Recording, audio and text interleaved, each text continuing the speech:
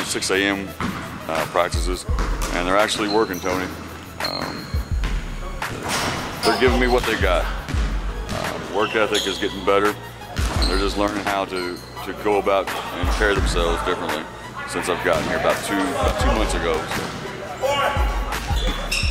Well, I've had to learn that maybe sometimes you can't be as hard on them as you want to be. Sometimes you got to let off a little bit. They have some differences that maybe I'm not used to. So yeah, I definitely had to adjust to them a little bit. So I know that they are adjusting to me as well. And expectations, they didn't know what to expect. And they hadn't, I don't know if they worked this hard before or not, Tony, but they're learning to work differently now. In a way that's successful. One thing that my foundation had done before I got here was we helped raise $11 million and helped raise $11 million in scholarships for student athletes.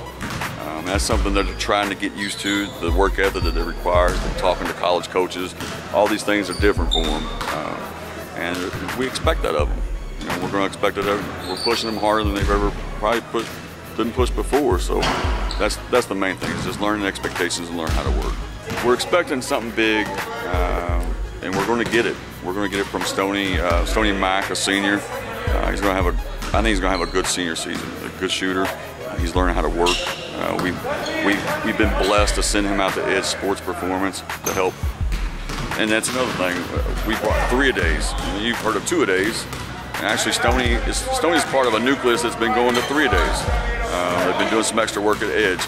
So Stoney Mack is one. He's a senior. I'm expecting some big shooting, out of him. Sean Wright, he's got some experience. It's Ray Spalding's brother. I'm expecting some good things out of him.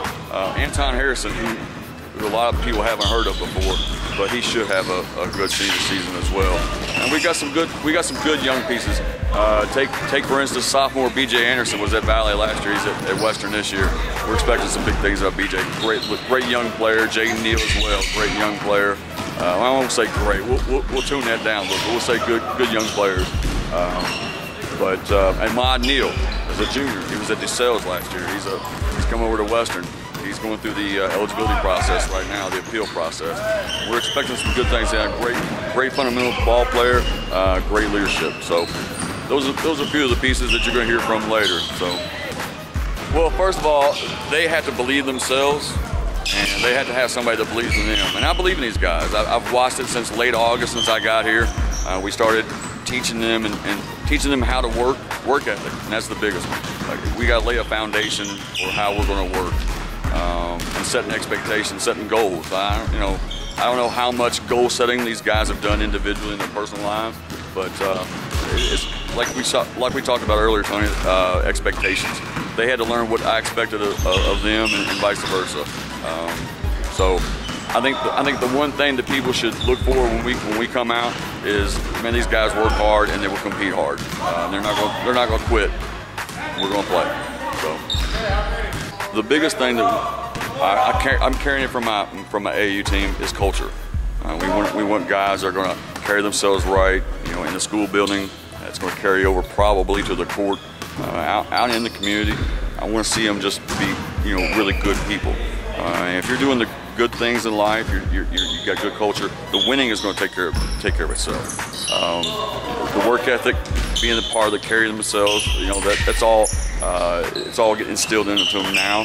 And my number one goal, Tony, you probably know this from my AAU team, is just getting to college. Seeing those families and those kids sit down and sign those scholarships, that's all it means to me. Well, once they pass the eye test with a college coach, I think they think it's all cliche. They think it's all like coach speak. But the second thing the coach asks is me or guys, my colleagues or what have you in the AAU high school. The second question they ask is, what kind of grades do they have? It's the second thing. And what are their test scores? And then they ask, what kind of people are they? What kind of teammate are they? So they're learning all that stuff, and they're learning the process. Matter of fact, tonight we're going over after we leave practice. We're going over to Bellarmine to watch the practice, see what expectations are for college guys. Some of the prospects I had in the past are playing for Coach Davenport now, and they're going to go over and see those guys and see what they're going through. And then we're going to go over later in the week and watch them play Cincinnati. So they're going to learn So the whole time, Tony, they're going to be learning the process of this all. The expectations I have of myself, I'm not going to ask them to do something that I wouldn't do. So I'm going to work my tail off for them, and I expect the same in return. I think the biggest test of a coach is finding some of his ex-players and asking them what he was like. And some of my ex-players are a phone call or text away. And I talk to my ex-players every single day. I've got one coaching with me now, Coach Carr. Coach Jamie Carr played out of Fern Creek for Coach Deion Layfield. Played college ball with us, or not with us, but with a friend of mine. And you know, just staying in contact with him. It's a relationship. Just like anything in life, it's not just about the basketball, it's about relationships. You know, and that's how we built the prospects, is just off of relationships with coaches. Finding good people, because we act as an advocate for the guys. We want good college coaches, good people, and we want good people. We want good people to go to those colleges, but at the same time, we want good coaches, good people coaches to coach them in college. So the main thing, Tony, when we did the prospects, we wanted two things. We wanted to act as an advocate for the student athlete, and we wanted to go to school for free. That was the only two things. And well, actually, there was three things. We wanted a good culture of kids, a good culture of family, and good culture of coaches. We didn't want clowns. We didn't want clowns coaching. We wanted guys that actually knew a little bit about the game. They were responsible adults in the community, and could teach them and help them get to the next level, and just help make them and mold them into good men. So, you know, the main thing of the prospects was getting kids to school for free. That's all it was ever about.